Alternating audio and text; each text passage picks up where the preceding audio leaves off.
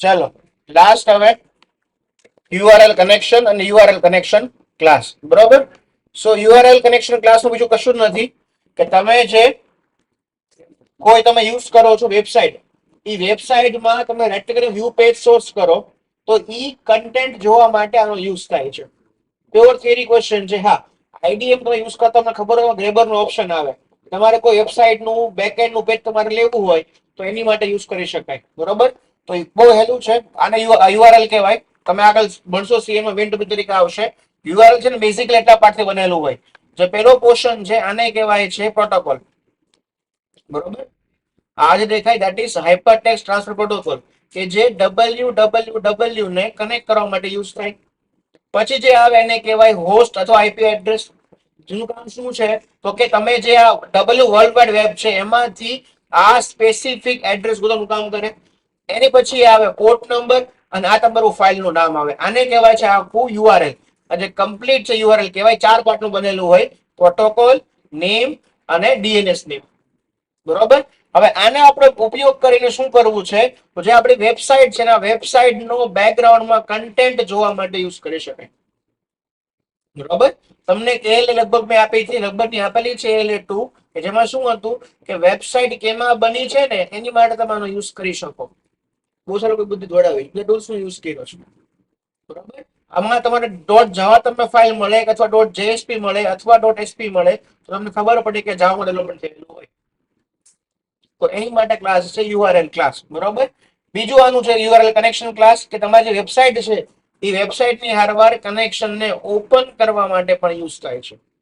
Open એટલે ધારો કે તમારું બ્રાઉઝર છે, આપણી વેબસાઇટ છે, તો એને રિક્વેસ્ટ મોકલે આ કેમાં બન્યું છે ટૂંકમાં જે બેકગ્રાઉન્ડમાં વ્યૂ સોર્સ પેજ તમે કરો એ તમને લઈને તમે દેખાડ, એટલું કામ છે.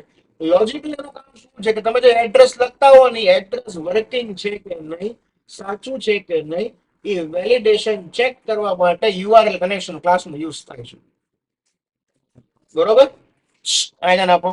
તો યુઆરએલ કનેક્શન પ્રોગ્રામ કઈ રીતના બને તો સિમ્પલ છે, બરોબર. જો આ પ્રોગ્રામ છે આખો કે તમે જે વેબસાઇટ કરો છો, ધારો કે આપણી વેબસાઇટ છે gmit.edu.in, બરોબર. એમાં તમે યુઆરએલ કનેક્શન દ્વારા તમે યુઆરએલ નો ક્લાસ બનાવ્યો. હવે આ યુઆરએલ કનેક્શન નો ક્લાસ નો ઉપયોગ કરીને આપણે કનેક્શન ઓપન કરશું. જો અહીંયા કનેક્શન એસ્ટાબ્લિશમેન્ટ ફેઝ નથી, આ નામની વેબસાઇટ એક્ઝિસ્ટ છે કે નહીં એની માટે છે. તમે પણ ચેક કરી શકો કે જે તો એડ્રેસ તમે લખ્યું છે સાચું છે કે ખોટું છે. આવું કોઈ એડ્રેસ છે કે નહીં એની માટે પણ તમે યુઝ કરી શકો. જો હશે તો આ કન્ટેન્ટ રીડ થશે અને જેટલું પણ વ્યૂ પેજ સોર્સ પર દેખાય ને આ બધી જ વસ્તુ રીડ કરીને તમને આઉટપુટ દેખાશે, બરોબર. આને કમ્યુનિકેશન નહીં થાય. તમારે ધારો કે ડેટા અહીંથી મોકલો વેબસાઇટમાં, તમે મોકલી નહીં શકો.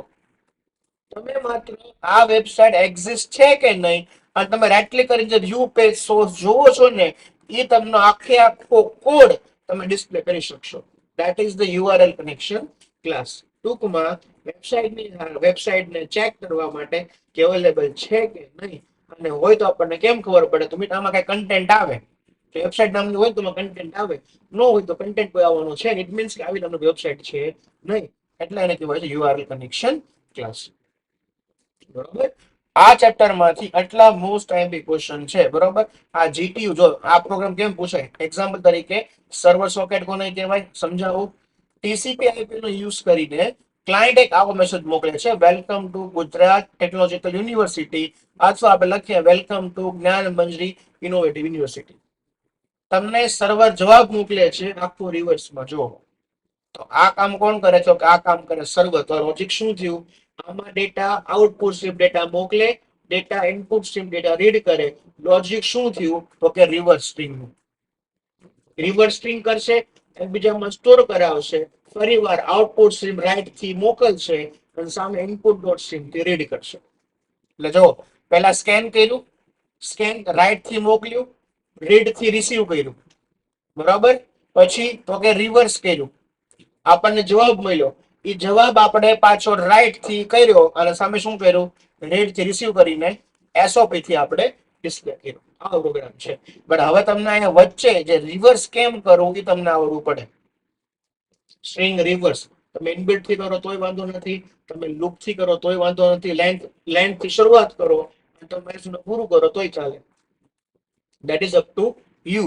પણ આમાં જોવા જેવી વાત એ છે કે જે કેપિટલ છે એ સ્મોલ છે અને જે સ્મોલ છે એ કેપિટલ છે, એ ટોગલ ક્લાસનો તમારે યુઝ કરવો પડે. આઉટપુટ ધ્યાનથી જોવું, સીધું ચોંટી ન પડવું. બરોબર? આમાં પ્રોગ્રામ આખો રિવર્સ છે. જે કેપિટલમાં છે સ્મોલમાં છે, સ્મોલમાં છે કેપિટલમાં છે, એને કહેવાય ટોગલ કેસ. ટોગલ કેસ માટે તમારે જવાની મેથડ ગોતવી પડે. ટુ અપર કેસ છે, ટુ લોઅર કેસ છે, સેમ ટોગલ કેસ છે જ તે, પણ તમારે નામ ગોતવું પડે. પણ ધારો કે આપણને એક્ઝામમાં યાદ નથી આવતું તો રિવર્સ કરીને કરી શકાય. અડધો થી 1 માર્ક કપાય. તમને રિવર્સ કરવો આવડે, તમને ટોગલ કેસ નથી આવડતો, બરાબર, એટલો માર્ક્સ ખાલી કપાય, આખો પ્રોગ્રામ ન મુકાય. ડન છે? ચલો, તો અહીંયા આપણે ચેપ્ટર નંબર 1 પૂરું કરીએ છીએ કે જેનું વેટેજ લગભગ 20% જેટલું છે. ઓકે, ચલો.